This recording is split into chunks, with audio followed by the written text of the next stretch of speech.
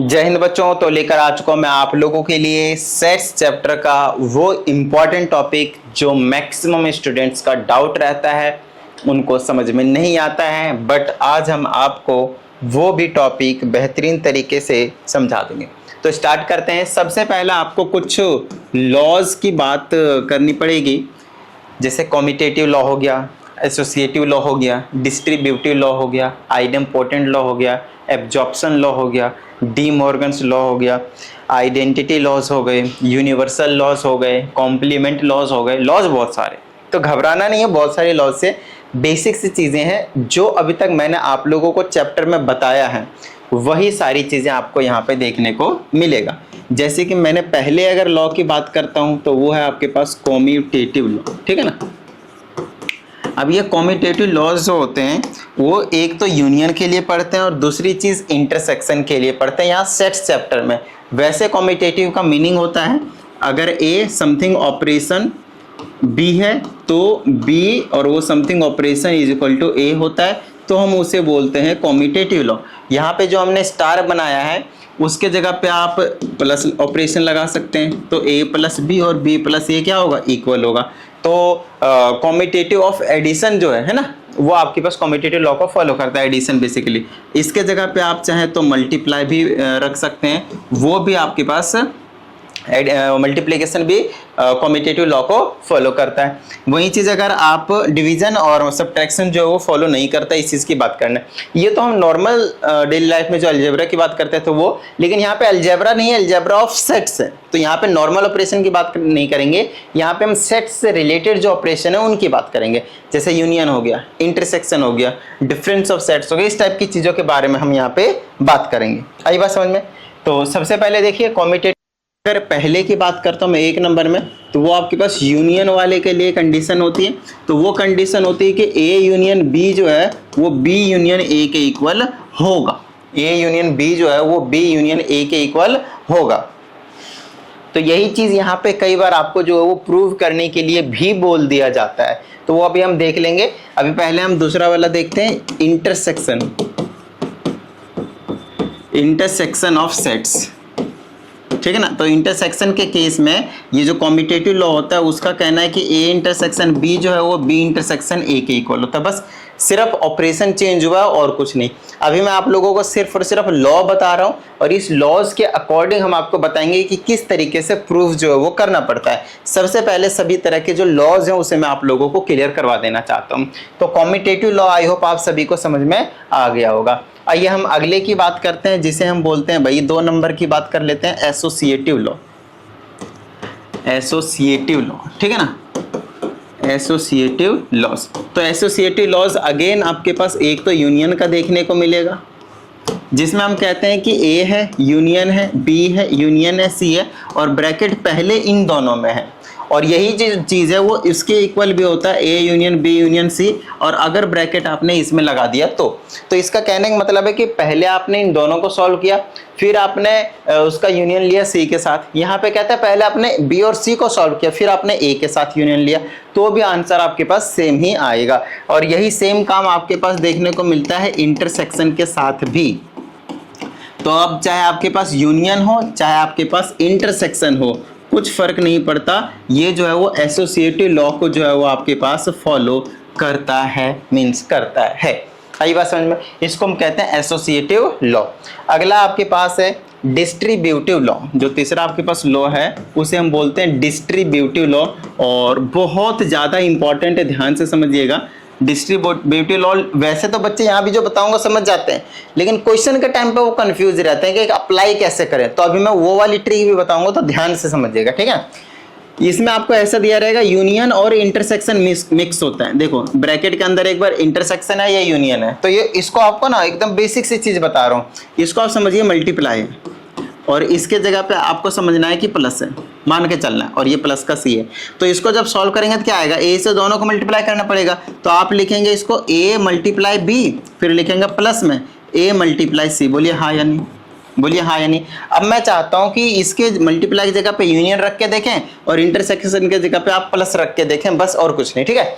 चलो अब इसके अकॉर्डिंग सॉल्व करेंगे तो क्या लिख सकते हैं आप इसको, ए यूनियन बी, देख लो ए यूनियन बी, फिर इंटरसेक्शन एज इट इज लिखा जाएगा, फिर ए से इसको करेंगे तो ए यूनियन सी। बोलिए हाँ या नहीं, आई ना बात समझ में, बिल्कुल बेसिक सी चीज थी।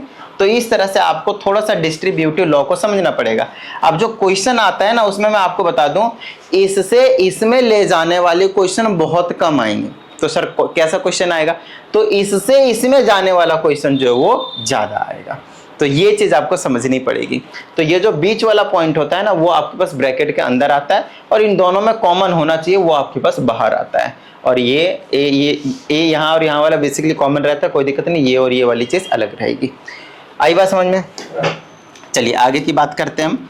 यहीं पे आपके पास एक और दूसरा आता है, इंटरसेक्शन यहाँ हो सकता है, ये वाला इंटरसेक्शन, और यूनियन जो है वो यहाँ पे आ सकता है। तो यहाँ से ए इंटरसेक्शन बी लिख सकता हूँ मैं, इसको देख लीजिए अच्छे से। फिर ये वाला यूनियन आपकी बार यहाँ पे आ जाएगा, बस साइन ही चेंज हो रहा है। फिर ए से सी के साथ करेंगे तो ए इंटरसेक्शन आपके पास सी भी देखने को मिलेगा। यही आपके पास दो पॉइंट हैं जो कि आपके पास डिस्ट्रीब्यूटिव लॉ के लिए एप्लीकेबल दिख रहे हैं, ठीक है। ये आई होप आप लोगों को ये जो तीन लॉज अभी हमने आपको बताए ये जरूर क्लियर हो गए होंगे, ठीक है। आइए अगले की बात करते हैं, नॉर्मल जिसे हम बोलते हैं आइडेम्पोटेंट लॉ, आइडेम्पोटेंट लॉ, ठीक है ना। तो ये जो आइडेम्पोटेंट लॉ हैं उसको थोड़ा सा जो है वो समझने की जरूरत है, ठीक है ना, ध्यान से समझिएगा।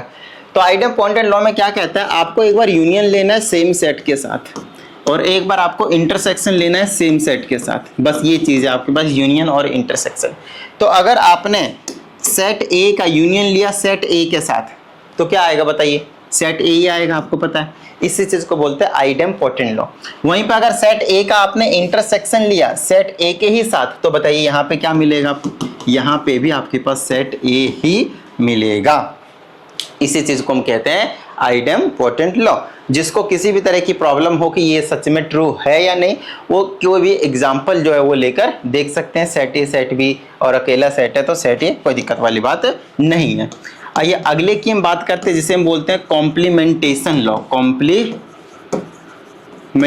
लॉस, ठीक है ना। कॉम्प्लीमेंट लॉस भी बोल सकते हो, कोई दिक्कत वाली बात नहीं है। तो इसमें जो आपके पास देखने को मिलता है वो बेसिक सी चीज होती है जो आपको अंडरस्टैंडिंग से समझना है। फॉर एग्जाम्पल अगर मैं आपसे कहता हूं पहला वाला कि अगर आपके पास एक यूनिवर्सल सेट है और यूनिवर्सल सेट का आप क्या ले लीजिए कॉम्प्लीमेंट, आप यूनिवर्सल सेट का क्या ले लीजिए कॉम्प्लीमेंट, तो आप बोलेंगे सर यूनिवर्सल सेट तो पूरा का पूरा यूनिवर्स है और आपने बोला कि उसी का आप कॉम्प्लीमेंट ले रहे हो। कॉम्प्लीमेंट का मतलब होता है वो नहीं जिसके ऊपर डैश लगा दिया, कॉम्प्लीमेंट लगा दिया, वो सेट नहीं, तो यूनिवर्सल सेट ही नहीं रहेगा। तो क्या बन जाएगा, एम्प्टी सेट बन जाएगा। आई बात समझे, जिसको हम फाइव से रिप्रेजेंट करते थे।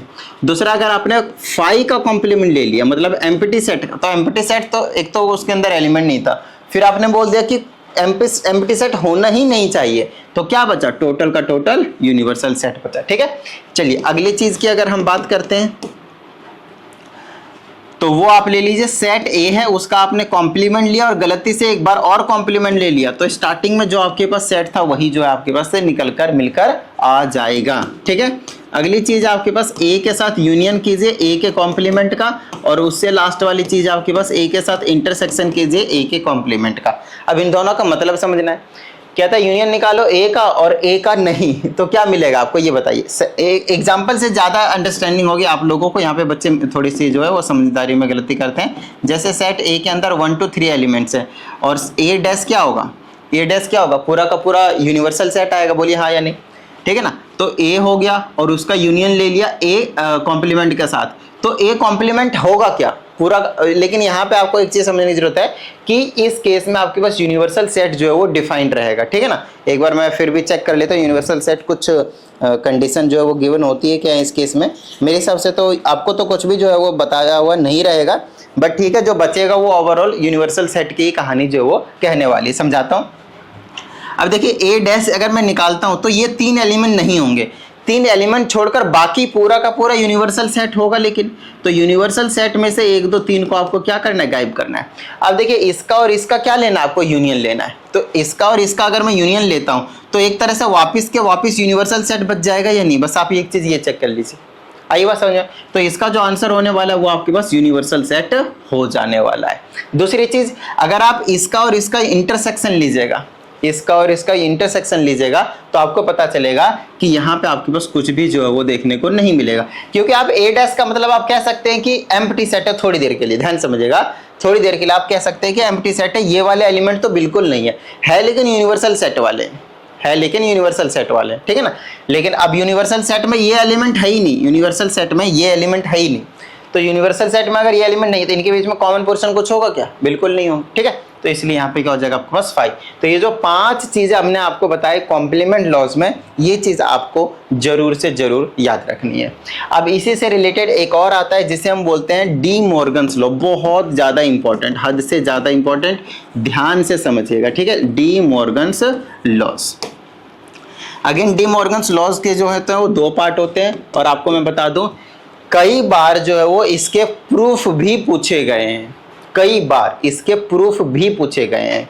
तो आपको मैं बता दूं उसको किस तरीके से करेंगे वो चीज समझने की जरूरत है। आइए, अगर मैं ए यूनियन बी लेता हूं और पूरे का कॉम्प्लीमेंट ले लेता हूं तो आपको पता है क्या होता है, इसके ये किसके इक्वल होता है? दोनों के में कॉम्प्लीमेंट लग जाता है, लेकिन इसमें एक फर्क होता है, यहाँ पे यूनियन होता है लेकिन यहाँ पे अब ये इंटरसेक्शन में कन्वर्ट हो जाता है, ये चीज़ है। आप चाहे तो सेट ए और सेट बी का कुछ भी एग्जांपल ले सकते हैं एलिमेंट्स, और इस चीज़ को आप वेरीफाई कर सकते हैं, बट आपको जो प्रूफ करने के लिए दिया जाएगा वो सेट का एग्जाम्पल लेकर नहीं दिया जाएगा, एल्जेब्रिकली प्रूफ करने के लिए आपको बोला जाएगा। वो चीज़ अभी हम आपको सिखाएंगे, पहले आप इनको सभी लॉज को एक बार ध्यान से दिमाग में बिठा लें। फिर आता है ए इंटरसेक्शन बी का अगर पूरे का कॉम्प्लीमेंट लिया जाए तो फिर से वही सेम काम है, तो दोनों में ही आपके पास कॉम्प्लीमेंट आ जाता है, बट ये जो इंटरसेक्शन है वो आपके पास यूनियन में कन्वर्ट हो जाता है। ये डिफरेंस है इन दोनों केसेस में। तो आई होप आप सभी को ये जो छोटी छोटी चीज़ें हैं वो समझ में आ गए होंगे। आई बात समझ में? तो ये तो हो गया बिल्कुल कुछ नाम वाले लॉ। एक और होता है एब्जॉर्प्शन लॉ, जिसको नाम के हिसाब से बोला जाता है एब्जॉर्प्शन लॉ। बाकी चीज़ें हमने आपको एक तरह से करवा ही दिया है। एब्जॉर्प्शन लॉ का कहना है कि अगर मेरे पास A union A intersection B हो या फिर A intersection A union B हो, देख लीजिए अच्छे से, ठीक है। अगर आपके पास कुछ ऐसा हो तो ये किसके इक्वल होता है वो चीज़ देखना है। अब बोलोगे सर ये तो डिस्ट्रीब्यूटिव वाले लॉ के हिसाब से दिख रहा है मुझे कुछ, हाँ, लेकिन वहाँ पे और यहाँ में एक ट्विस्ट है। ध्यान से देखिए, वहाँ पे 3 सेट थे ए बी और सी, यहाँ पे सिर्फ 2 ही सेट है ए और बी। इन दोनों में एक खास डिफरेंस है। सॉरी, जैसे कि यहाँ पे आप पहले एक बार डिस्ट्रीब्यूटिव लॉ को दिखा देता हूँ। जैसे ये देखिए, A union B intersection C है, मतलब यहाँ पे आपके पास 3 डिफरेंट सेट्स की बात हो रही है, बट यहाँ और यहाँ वाले सेट मैंने सेम कर दिए, फिर यहाँ और यहाँ वाले सेट मैंने सेम कर दिए। तो इन दोनों का जो आंसर आता है, जो अभी मैंने आप लोगों के लिए लिखा है, उन दोनों का ही जो आंसर आता है वो सिर्फ सेट ए आता है। जैसे कि इस वाले को मैंने सॉल्व करा तो आपको सेट ए मिलेगा, और इस वाले को सॉल्व किया तो सेट ए मिलेगा। अब बात आती है सर सेट ए कैसे मिलेगा, तो ध्यान समझिएगा, जो अभी तक हमने लॉ पढ़े हैं उसी लॉ को मैं यूज करके इसको प्रूफ करने वाला हूँ। फॉर एग्जाम्पल आप क्या कीजिए, यहाँ पे डिस्ट्रीब्यूटिव लॉ लगा दीजिए, डिस्ट्रीब्यूटिव लॉ डी लिख रहा हूँ मैं फिलहाल, ठीक है। तो ए यूनियन, इसको क्या लिख सकता हूँ मैं, ए यूनियन ए बोल दीजिए, हाँ या नहीं, इसको अगर बी होता तो और इसको सी होता, फिर इंटरसेक्शन आ जाएगा, फिर ए इसके साथ हो जाएगा तो ए यूनियन बी। आई बात समझ में? ठीक है। अगली चीज, ए यूनियन ए क्या हो जाएगा, ए ही रहेगा, फिर उसका इंटरसेक्शन लेना है किसके साथ, ए यूनियन बी के साथ। देखिए कई बार ये चीजें भी प्रूफ करने के लिए दी जाती हैं और इस तरह से आप प्रूफ करते चले जाओगे। अब आपको पता है ए का सेट का इंटरसेक्शन लेना ए यूनियन बी के साथ, तो क्या आ जाएगा मेरे पास, तो ये आ जाएगा आपके पास सेट ए। अब बोलोगे कैसे आ गया सर ये, इसके बाद तो आपने आंसर लिख दिया सीधा, नहीं, मैंने दिमाग लगा। देखिए ए यूनियन बी में जितने भी एलिमेंट्स होंगे उसमें सेट ए के तो एलिमेंट्स होंगे, ठीक है। अच्छा, इंटरसेक्शन लेना, कॉमन पोर्शन लेना, सेट ए के एलिमेंट, और यहाँ पे सेट ए का एलिमेंट तो होगा ही होगा, तो कॉमन पोर्शन क्या निकलेगा, सेट ए का एलिमेंट। ठीक उसी तरह से आप इसको भी कर सकते हैं, इसको लिख सकते हैं ए इंटरसेक्शन ए, फिर आ जाएगा यहाँ पे यूनियन, फिर आ जाएगा ए यूनियन बी। बोलिए हाँ या नहीं, यहाँ पे सही किया है ना मैंने, ए यूनियन बी, और यहाँ पे दूसरा सेम तो नहीं लिख दिया मैंने, ठीक है, ए इंटरसेक्शन ए, फिर यूनियन ए इंटरसेक्शन बी, यहाँ पे यूनियन नहीं इंटरसेक्शन बी, देखो मैं कुछ तो गलत कर रहा हूँ। चलो तो यहां से आई होप आपको समझ में आया होगा। अब इसको सॉल्व कर देंगे तो फिर से वापस सेट ए मिलेगा। ए का ए के साथ इंटरसेक्शन करेंगे तो ए मिलेगा। जैसे यहाँ पे ये वाली चीज हो गई, ये वाली चीज हो गई। तो जो लॉज बताए हैं, जैसे आइडेम्पोर्टेंट लॉ हो गया यहाँ पे भी और यहाँ पे भी आइडेम्पोर्टेंट लॉ लगाए। और ये जो चीजें होती है ना उसके बाद कॉमन सेंस से मतलब लगाना होता है कि एक्चुअल में इसका और इसका अगर मैं यूनियन निकालता हूं तो क्या निकलेगा। तो सबसे पहले देखिए, अगर मैं यहां से देखता हूं इस ए इंटरसेक्शन बी का क्या मतलब है, उसमें सेट ए के भी एलिमेंट होंगे, देख लीजिए इंटरसेक्शन होंगे, है ना। इंटरसेक्शन का मतलब ए इंटरसेक्शन बी का क्या मतलब, उसको ना थोड़ा सा एग्जांपल समझा देता हूं मैं आप लोगों को। देखिए अगर सेट ए के अंदर एलिमेंट्स 1, 2 लिया हुआ है और सेट बी के अंदर मैंने 1, 2, 3 लिया हुआ है, ठीक है। तो ए इंटरसेक्शन बी क्या निकलेगा, 1, 2 निकलेगा। थोड़ी सी अंडरस्टैंडिंग के लिए आपको समझा देता हूँ। फिर ए का यूनियन लेना है इसके साथ, और सेट ए में भी आपके पास 1, 2 ही था, तो सेम के साथ यूनियन लेंगे तो सेम ही आएगा। और ये क्या था, सेट ए था, तो इसका भी आंसर इसीलिए क्या आया हुआ आपके पास, ए आया हुआ है। आई बात समझ में। तो ये बेसिक चीजें जो अभी मैं आप लोगों को क्लियर करवा रहा हूँ, ताकि अगली वीडियो में जब मैं आप लोगों को क्वेश्चंस करवाऊंगा तब किसी भी तरह की जो प्रॉब्लम है वो नहीं होगी। डिफरेंट टाइप्स ऑफ क्वेश्चंस की जो हम प्रैक्टिस वो करने वाले हैं इन नेक्स्ट वीडियो। तो आइए आगे की बात कर लेते हैं। एब्जॉर्प्शन लॉ भी हमने आपको क्लियर करवा दिया, और अब मैं आप लोगों को एक बहुत ही ज्यादा इंपॉर्टेंट रिजल्ट बताने वाला हूं जो आप लोगों को पता होना चाहिए कि जो a माइनस बी होता है वो किसके इक्वल होता है। a माइनस बी जो होता है ना वो a इंटरसेक्शन b डैश के इक्वल होता है। वहीं पे मैं दूसरी चीज भी बोल सकता हूँ, b माइनस ए किसके इक्वल होता है, तो ये होता है b इंटरसेक्शन a डैश के इक्वल होता है। अब ये चीज आपको समझने की जरूरत है। आई बात समझ में। अब बात आती है सर ये कैसे लिख दिया आपने, तो याद कीजिए हम लोग a माइनस बी कैसे निकालते थे। सबसे पहले उसको देखिए, फिर आपको पता चलेगा कि ये वाली जो चीज है मैंने कैसे लिख दिया है। a माइनस बी का मतलब क्या होता था, डिफरेंस ऑफ टू सेट्स का मीनिंग क्या होता था। देखो a माइनस बी का मीनिंग होता था सेट ए के ही एलिमेंट्स लिखे जाएंगे लेकिन b के गायब कर दिए जाएंगे। तो वही तो लिखा मैंने, सेट ए के एलिमेंट्स लिखे जाएंगे लेकिन कॉमन लेना है b का गायब करके। लो भाई खत्म बात। यहाँ पे भी वही किया, जो बाद में लिखा है उसके एलिमेंट गायब करने, तो देखो डैश लगा दिया उसमें। तो इसको आप इस तरह से भी लिख सकते हैं। आप सेट ए सेट बी का एग्जाम्पल लेकर इसको प्रूव कर सकते हैं, वो कोई बड़ी चीज नहीं है। ये कुछ ऐसे रिजल्ट्स हैं जिसे आप डायरेक्टली जो है वो क्वेश्चंस को सॉल्व करने के लिए यूज करने वाले हैं। आई बात समझ में, ठीक है। चलिए अब हम आगे की जो कुछ बातें करने वाले हैं वो बहुत ही ज्यादा इंपॉर्टेंट होने वाली है, ध्यान से समझिएगा। अब की जो चीजें बताने जा रहा हूं उसे आप डायरेक्टली देखो, अभी तक जो लॉज हमने आपको बताए इसमें कोई डाउट वाली बात नहीं कि आप उसे यूज करेंगे ही करेंगे, लेकिन अब जो मैं बताने वाला हूं उसका आप यूज करेंगे अलजेब्रिकली प्रूफ करने के लिए। एग्जाम्पल लेने की जरूरत नहीं पड़ेगी किसी भी सेट्स का, ठीक है।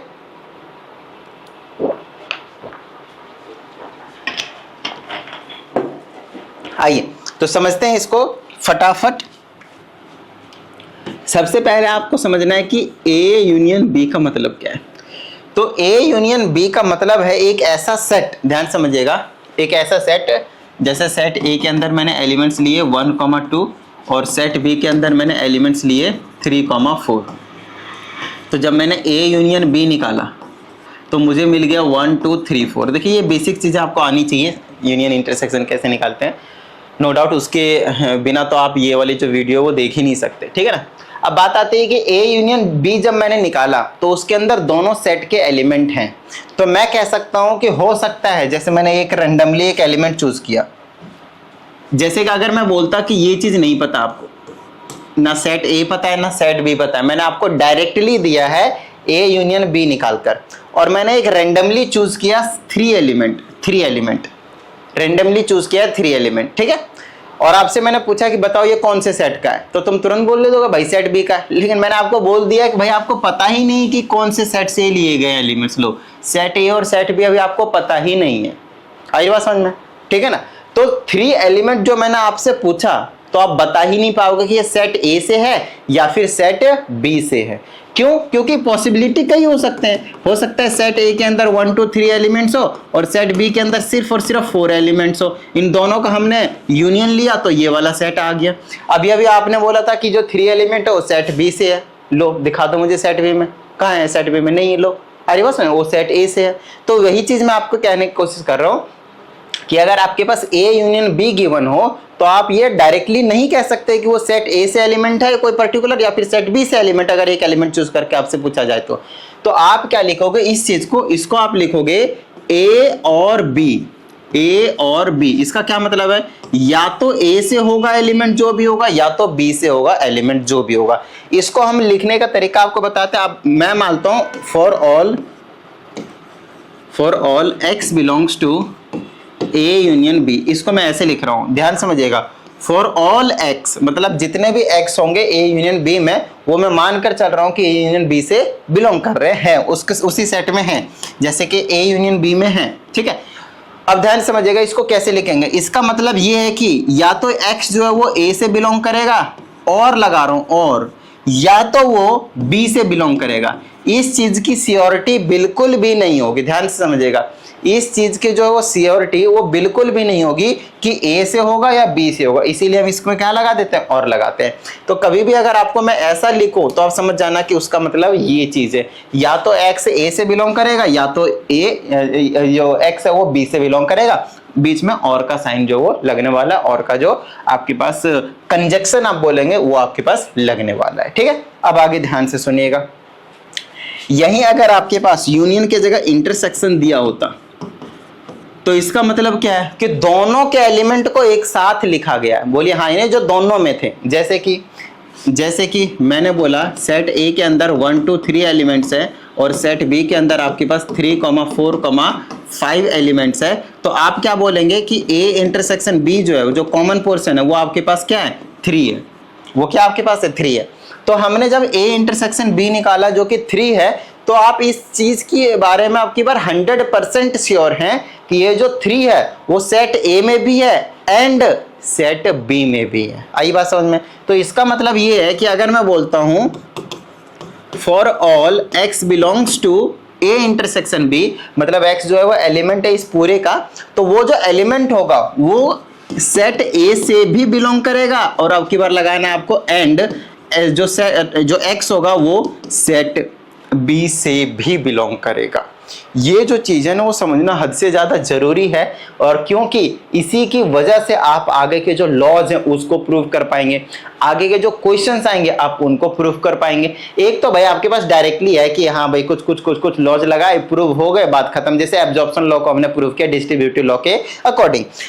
बट हमेशा आप डिस्ट्रीब्यूटिव लॉ लगा के या फिर सिर्फ लॉज को लगाकर नहीं प्रूव कर पाएंगे। उस केस में आपको अजम्पशन जो है वो लेनी पड़ेगी कि एक्स जो है वो पूरे से बिलोंग कर रहा है, तो उसका मतलब ये चीजें, मतलब इस तरह की चीजें भी आपको बहुत सारे क्वेश्चनों में करने की जो जरूरत है वो पड़ेगी ही पड़ेगी। इस चीज को आपको समझने की जरूरत है। आई बात समझ में। तो इन दोनों का मतलब समझ में आया, ठीक है। आइए एक और चीज का मतलब मैं आप लोगों को समझाता हूं जो हद से ज्यादा इंपॉर्टेंट है। जैसे कि हमने आपको बोला, ध्यान समझिएगा, हमने आपको बोला कि भाई ये वाली जो चीज है आपके पास टिडिंग मान लेते हैं कि जो x है वो आपके पास बिलोंग कर रहा है ए यूनियन बी के डैश से। अब यहाँ पे चीजों का समझना है। यहाँ पे एक बहुत ज्यादा इंपॉर्टेंट बात बताने जा रहा हूं, ध्यान से समझिएगा, क्योंकि अभी हमने आपको बताया जो यूनियन होता है, यूनियन उसके लिए हम और का यूज करते हैं, और जो इंटरसेक्शन होता है उसके लिए हम एंड का यूज करते हैं। लेकिन ये तब यूज करते हैं जब ये अफर्मेटिव होता है। अब देख इंग्लिश वाला जो अफर्मेटिव सेंटेंस होता है मैं उसकी बात कर रहा हूं, ठीक है ना। अफर्मेटिव सेंटेंसेस होते हैं तब ये बात करते हैं। लेकिन जब ये नेगेटिव सेंटेंसेस की ओर आपको इंडिकेट करने लग जाते हैं, तो नेगेटिव सेंटेंसेस का क्या मतलब होता है, अगर अफर्मेटिव का मतलब यस है तो इसका मतलब नो है। अरे इन बात समझ में। तो जैसे कि मैंने बोला कि यहाँ पे अब यूनियन जो है वो एंड की तरह काम करने लग जाएगा, और जो इंटरसेक्शन है वो और की तरह काम करने लग जाएगा। ये चीज बच्चों को पता होता है, बहुत सारे टीचर बताते भी है, लेकिन क्योंकि ये वाला जो आज मैं आपको टॉपिक करा रहा हूँ ये ज्यादातर बच्चे नहीं करते हैं, स्कूल में भी नहीं करवाते हैं, तो ये वाली चीज उनको नहीं पता होती है। और जहां पे भी वो देखते हैं कि भाई यूनियन है और लगा देते हैं, इंटरसेक्शन है एंड लगा देते हैं, और वहां पे फिर वो कर जाते हैं गलती। तो यही रीजन है कि मैं आपको ये वाली चीज बता रहा हूं, ठीक है ना। अच्छा एक चीज बताना, यहां से ना मैं आपको डी मॉर्गन्स लॉ प्रूफ करने जा रहा हूं, ध्यान समझिएगा। डी मॉर्गन्स लॉ की प्रूफ दे रहा हूं मैं। डी मॉर्गन्स लॉ का प्रूफ करा रहा हूं मैं, आपको बता देता हूं मैं। डी मॉर्गन्स लॉ का जो पहला वाला पार्ट था वो क्या था, ए यूनियन बी जो है वो पूरे का कॉम्प्लीमेंट किसके इक्वल था, ए इंटरसेक्शन बी, और दोनों में कॉम्प्लीमेंट के इक्वल था। याद कीजिए, इसके इक्वल था या नहीं था ना, ठीक है। तो हमने ले लिया कि फॉर ऑल, ध्यान समझिएगा, फॉर ऑल एक्स बिलोंग कर रहा है इससे, इस वाले से, ठीक है ना, एक्स जो है वो इस वाले से बिलोंग कर रहा है आपके पास। तो अगर ये इससे बिलोंग कर रहा है तो इसका क्या मतलब है, ध्यान समझिएगा। इसका मतलब है, अब देखो हमें तो प्रूफ करना है भाई अलग अलग सेट लाना है, बोलो हाँ या नहीं, अलग अलग कॉम्प्लीमेंट लाना, सेट क्या कॉम्प्लीमेंट लाना है। तो कॉम्प्लीमेंट तो अभी पूरे में है, तो अभी मैं क्या करूंगा, अगर मैं इसको हटा देता हूं तो यहां पे मैं कर दूंगा कि does not belongs to A union B. नहीं आया ना समझ में, समझाता हूं। अगर मैं एक यूनिवर्सल सेट लेता हूं, ध्यान समझिएगा, अगर मैं आपके पास एक यूनिवर्सल सेट लेता हूं जिसमें 1 से लेकर 10 तक एलिमेंट है, 1, 10 नहीं है, 1 to 10 है, ठीक है ना। दूसरा एक सेट लिया मैंने एलिमेंट जिसके अंदर 1 to 6 एलिमेंट है, ध्यान समझिएगा, 1 से लेकर 6 तक, और not a dash A, set ए जो है वो 1 से लेकर 6 तक एलिमेंट है। तो आप मुझे बताएंगे कि जो ए डैश आएगा, ध्यान से समझिएगा, ए डैश आएगा उसके अंदर एलिमेंट्स क्या होंगे, 7, 8, 9, 10, बोलो हाँ या नहीं, 7, 8, 9, 10 आएंगे, बोलो हाँ या नहीं, यूनिवर्सल सेट के हिसाब से, बिल्कुल सही बात। अब मुझे बस एक छोटी सी बात बताइएगा, अगर मैं यहां से कहता हूं यहां से कि जो x है वो बिलोंग कर रहा है a से, या फिर ऐसे बोल देता हूं जो बिलोंग कर रहा है वो a डैश से, तो वो एलिमेंट्स क्या हो सकते हैं, वो एलिमेंट्स क्या हो सकते हैं, 7, 8, 9, 10। एक्स किससे बिलोंग कर रहा है, ए डैश से, तो ए डैश का मतलब या तो 7 होगा, या तो 8 होगा, या तो 9 होगा, या तो 10 होगा। ये चीज समझने की जरूरत है। अच्छा, अब अगर मैं इसको ऐसे लिख दूं कि x does not belongs to set A, तो मैंने क्या गलत कर दिया, बस इतनी सी बात बताइए।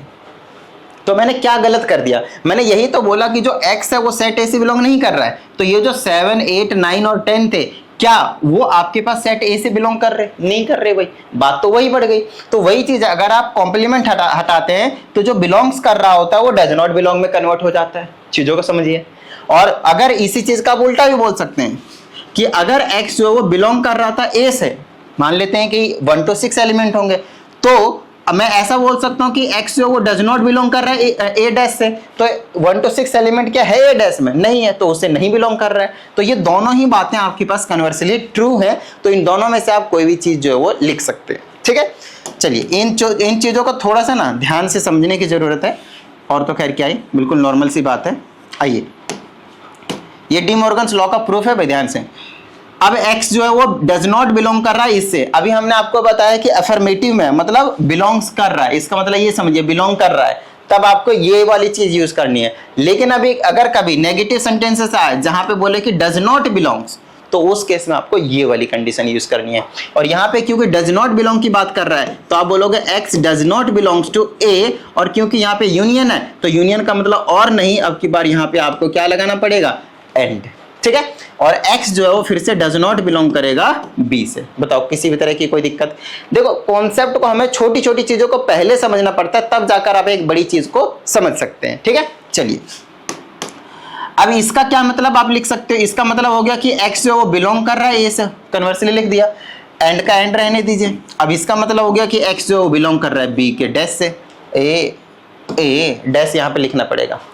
यहाँ पे सिंपली बिलोंग नहीं कर रहा था, तो बिलोंग करेगा तो ए डैश से करेगा, डैश हटेगा तो डज नॉट आएगा, और डज नॉट हटेगा तो डैश आएगा। ये चीज आपको ध्यान में रखना है। अब इसका क्या मतलब है, x बिलोंग कर रहा है ए डैश से भी, एंड x बिलोंग कर रहा है बी डैश से भी। तो जो x है वो बिलोंग करेगा ए डैश से भी, इंटरसेक्शन बी डैश से भी। लो भाई, तो यही जो चीज है आपको क्या करना था, यहाँ पे प्रूफ करना था। देख लीजिए अच्छे से, यही जो चीज है आपके पास यहाँ पे प्रूफ करना था। इस चीज को अच्छे से देख लीजिए, ये x जो है वो इससे भी बिलोंग कर रहा है, और x जो है वो इससे भी बिलोंग कर रहा है। अब यहाँ पे बच्चे बोलते हैं सर आपने तो इस चीज को प्रूफ कर दिया, x इससे भी बिलोंग कर रहा है और x इससे भी बिलोंग कर रहा है, लेकिन इसका मतलब क्या हुआ? आपको एक और इंपॉर्टेंट चीज बता रहा हूं जो कि अभी प्रूफ नहीं हुआ है, ये डी मॉर्गन्स लॉ। अभी तक हमने डी मॉर्गन्स लॉ को पूरी तरह से प्रूफ नहीं किया है, अभी कर देंगे, लेकिन उससे भी पहले आपको एक और चीज हमें आपको समझानी पड़ेगी। Very very very very very, जितने बार वेरी लगा लो कोई दिक्कत नहीं, उसके बाद इंपॉर्टेंट लगा लेना, ठीक है। इतना इंपॉर्टेंट है। अगर मैं कहता हूं कि ए जो है वो सबसेट है बी का, एंड बी जो है वो सबसेट है ए का, देन ए जो है वो बी के इक्वल हो जाएगा। ये एक वो लाइन है जिसे आप यूनिवर्सल लाइन कह सकते हैं, जो कि हद से ज्यादा आपके पास इंपॉर्टेंट का काम जो है वो करने वाला है। ठीक है, अब समझते हैं कि ये जो चीज है वो इंपॉर्टेंट कैसे है। आइए समझने की कोशिश करते हैं। अभी हमने आपको बोला अगर ए जो है वो बी का सबसेट हो जाए या फिर बी जो है वो ए का सबसेट हो जाए, तो हम उस केस में क्या बोलेंगे, ए और बी जो है इक्वल होंगे। आप मुझे खुद बताइए, ए इज सबसेट ऑफ बी का क्या मतलब है? इसका क्या मतलब है कि इसके एलिमेंट सारे के सारे इसमें हैं, और बी सबसेट ऑफ ए का क्या मतलब है कि बी के भी सारे एलिमेंट ए में है। और ऐसा तभी पॉसिबल है जब ए और बी दोनों क्या होंगे, आपस में इक्वल होंगे। आई ना बात समझ में? इसीलिए ये वाली चीज जो है हम वो करते हैं। अब यहां पे आना है आपको वापस डी मॉर्गन्स लॉ पे। अभी जो हमने प्रूव किया है उसका मतलब क्या है, आइए समझाने की कोशिश करते हैं। यहां पे अगर आप देखें तो किसी भी दो चीज को आपको इक्वल प्रूफ करना था। अगर आप इस चीज को देखें तो आपको इन दोनों को इक्वल प्रूफ करना है। अच्छा, जब दो चीजें को अब इक्वल प्रूफ करना होता है तो वो उस केस में आपको दोनों का मतलब एक दूसरे का सबसेट प्रूफ करना होता है। तो ध्यान से समझिएगा, अभी हमने x को जो लिया था वो बिलोंग करवाया था a यूनियन b के डैश से, a यूनियन b के डैश से।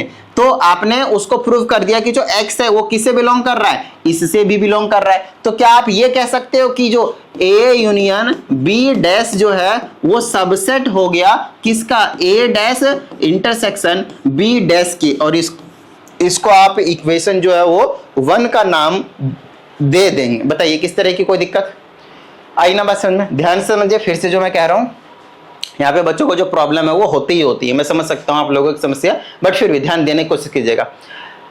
अगर दो चीजों को आपको सेट अलजेब्रा और सेट्स में इक्वल प्रूफ करना है तो आपको मैं सीधी सी बात बताता हूं, पहले वाले को दूसरे का सबसेट प्रूफ करना पड़ेगा और दूसरे वाले को भी पहले का सबसेट प्रूफ करना पड़ेगा, तब जाकर दोनों एक दूसरे के इक्वल हो जाएंगे।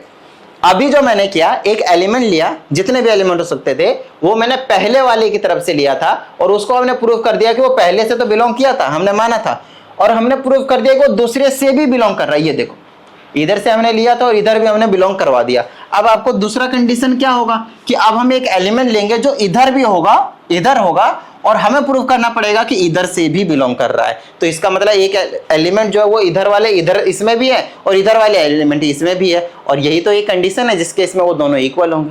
अगर पहले के सभी एलिमेंट दूसरे में हो जाए और दूसरे के सभी एलिमेंट पहले में हो जाए तभी तो भैया इक्वल होंगे ना। तो अब देखिए, अब की बार यहाँ पे x लिया था ना, अब की बार y लीजिएगा। अब फिर से बोल दीजिए, for all y belongs to a dash intersection b dash, a dash intersection b dash. हमने y माना है जो a डैश और b डैश से आपके पास बिलोंग कर रहे हैं। ठीक है, चलिए अब आप इसको क्या करेंगे, आप इसको बोलेंगे y जो है वो बिलोंग कर रहा है a डैश से, और इंटरसेक्शन का मतलब a बोलेंगे, और y जो है वो बिलोंग कर रहा है b डैश से। बोलिए हाँ या नहीं? इसका मतलब तो यही है भाई, इसका मतलब तो यही है ना। अब देखिए, अगर यहाँ से ये नॉट का मतलब जो कॉम्प्लीमेंट का साइन है वो हटेगा तो यहाँ पे डज नॉट आ जाएगा, और डज नॉट आ जाएगा तो यहाँ पे सिंपल कॉम्प्लीमेंट का साइन हटा दिया। और इस एंड को अभी थोड़ी देर के लिए हमने एंड ही लिखा हुआ है, और यहाँ से आपके पास क्या हो जाएगा, इंटरसेक्शन, ये वाला सॉरी ये इसका कॉम्प्लीमेंट हटेगा तो y जो है वो डज नॉट बिलोंग करेगा b से। आई बात समझ में? अब ये जो एंड है, एंड इसका क्या मतलब हो गया, अब देखो यहाँ पे ये वाली जो चीज है वो क्या, डज नॉट बिलोंग, और डज नॉट बिलोंग के केस में हमने बताया था जो एंड है वो और की तरह काम करेगा, यूनियन की तरह काम करेगा। तो y जो है वो a union does not belongs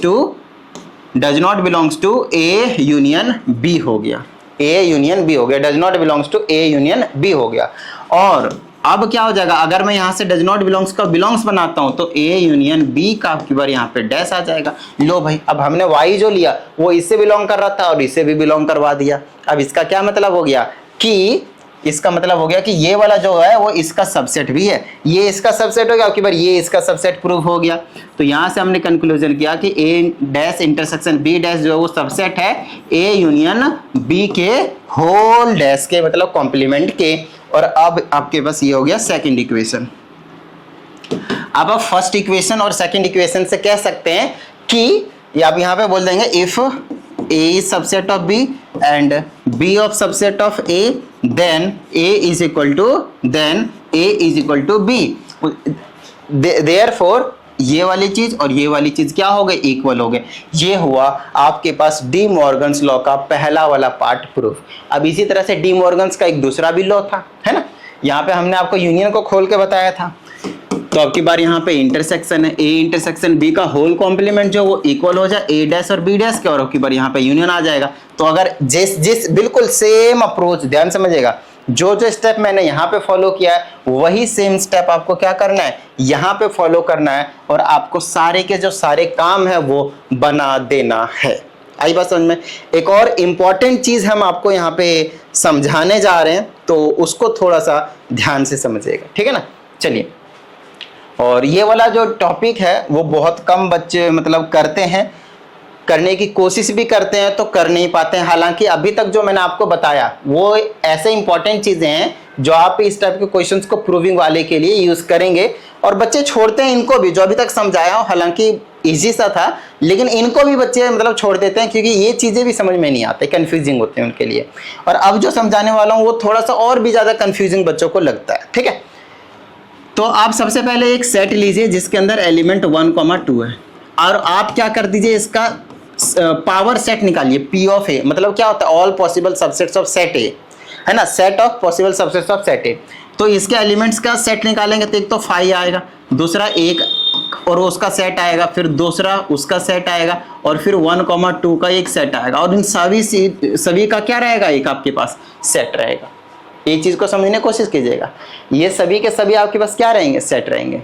तो यहाँ पे जो मैं इंपॉर्टेंट कंसेप्ट समझाने वाला हूँ उसको समझने की कोशिश कीजिएगा, क्वेश्चन में जो आप इसको बहुत ही ज्यादा फ्रीक्वेंटली जो है वो यूज करने वाले हैं।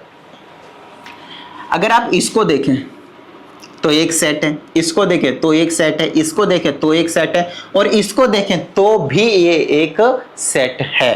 बोलो हाँ या नहीं, है ना, ठीक है। अब मेरी बात ध्यान सुनिएगा, अरे भाई वापिस आ जाओ। अगर ये सभी के सभी सेट है तो एक सेट के अंदर क्या कर रहे हैं, ध्यान समझिएगा, ये सभी के सभी सेट हैं तो एक सेट के अंदर क्या कर रहे हैं, क्योंकि एक पावर सेट है, इसीलिए पावर सेट क्या होता है, सारे पॉसिबल सबसेट्स का ही सेट होता है, और सबसेट्स क्या होता है, खुद एक सेट होते हैं।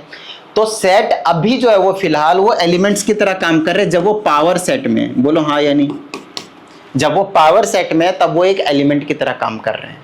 चीजों को समझने की जरूरत है, ठीक है। तो मैं अगर यहां से ऐसा कुछ बोलता हूं, अभी मैं इसको रिप्रेजेंट कर रहा हूं और इसको मैं छोटा एक्स नहीं लूंगा, बड़ा एक्स लूंगा, कैपिटल एक्स। कैपिटल एक्स मैंने क्यों लिया, क्योंकि वो एक खुद, मान लेते हैं कि 2 है, वो एक खुद क्या होगा, सबसेट होगा, किसका, सबसेट होगा। अभी फिलहाल अगर आप बोलेंगे तो इसको आप बिलोंग करवा सकते हैं, एक्स जो है वो, अब बोलेंगे सर सेट जो है वो बिलोंग नहीं करता, लेकिन फिलहाल आपके पास ये जो कॉमा है, ये वाली जो चीज है वो आपके पास किसका काम कर रहा है, एलिमेंट का, और एलिमेंट बिलोंग करेगा पावर सेट ऑफ ए से, बोलो हाँ या नहीं। अब अच्छे से देख लो, इसको हमने माना है एक्स, या फिर यहाँ पे 2 वाला ले लो, कोई दिक्कत नहीं है, 2 वाला एग्जाम्पल दिया, तो वो बिलोंग करेगा पावर सेट ऑफ ए से। किससे बिलोंग करेगा भाई, पावर सेट ऑफ ए से। आई ना बात समझ में।